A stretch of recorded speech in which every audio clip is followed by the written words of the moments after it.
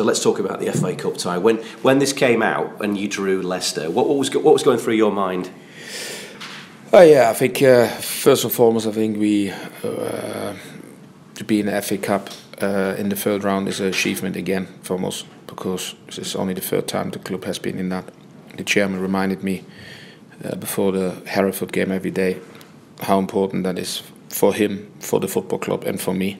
So and I think we delivered that chance to play against Leicester. Obviously, Leicester is a Premier League club. Our club had never played against a Premier League club in any competition.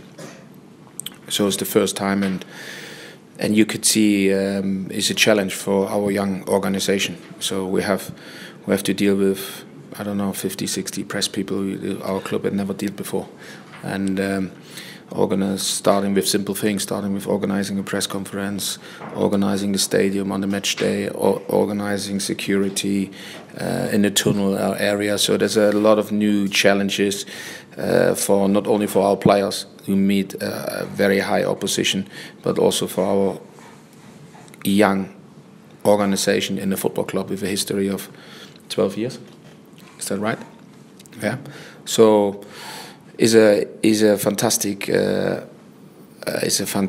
event for us, where we want to win. I think I want the players to enjoy themselves. I think there is no pressure.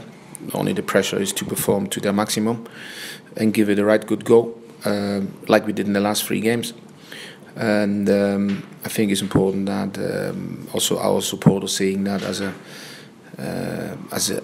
a great opportunity to measure ourselves against a team who won the championship 2 years ago. And obviously the Vardy return, that is a sentimental bonus for everybody. I think he was part of that, that this club is there where he is now. I think with the income of his transfer fee, the club was capable of doing a lot of things what helped the club to reaching that level where they are now.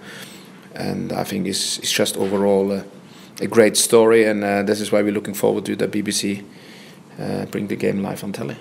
Yeah, Jamie Vardy, very, very famous footballer now, almost a household name. People who aren't necessarily into football have heard of him. What do you think he has done for this football club as a result of just playing for Fleetwood for a couple of years? What sort of impact has that had? I think our chairman is absolutely clear, and there is we get measured, and I said that to you last year. We get measured on not only on results, we also get measured on development and selling players, and I think that is what Jamie Vardy brought in. He opened the door. He started that business model by coming board for relatively cheap money and sold on with a big profit relatively quick. And I think that is what we try to do. And this business model, that is where we get judged. Part of our performances will be judged on that. And we saw it last year with Aaron Holloway, a player with 100% profit. We have now two bids in for 2 players, and I don't know what the chairman will decide to do. I can see now Jamie Vardy started that business model, and I think it's falling more and more into place. That people can see in Fleetwood they have a lot of assets in the team, and there will be players, they will get regular playing them, they will be developed in the right environment with a trainings complex like that, what the chairman created. And they also will be not hold it back when there's opportunities to move on, and that is what we all signed up for. And I've been pleased for the chairman that he sees that now coming more and more falling into place.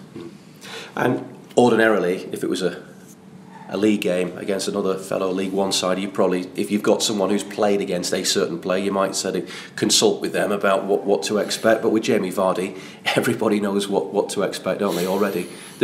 How do you prepare for a game like that in terms of your... The thing what we expect is that Jamie Vardy doesn't start. Okay. So that's what we expect, because that's all the reports we're getting, that he will not start the game. I don't know if he's involved or not, so we prepare without Jamie, put it that way. It's amazing the FA Cup, isn't it? In the first 2 rounds, you were cast in the role of favourites against 2 non-league sides, and now, yeah, that old David and Goliath thing. You're David, and they're the Premier League Goliath. Yeah, and that was. We talked about that in the last game, Hereford away from home and home. We have that scenario, and we needed to overcome Hereford in 2 legs. The importance of that is obviously you could see now already what we talked before with that sort of income. That makes it also things happen in the transfer market for us. So that was a massive important game for the club, and this is why the chairman made me every day aware of this. And going into the Leicester game, for me, I've been there before with Brentford, where we played against Chelsea and we took them to the bridge for a replay. I've been there with Wigan, where I eliminated 3 Premier League clubs as a championship team.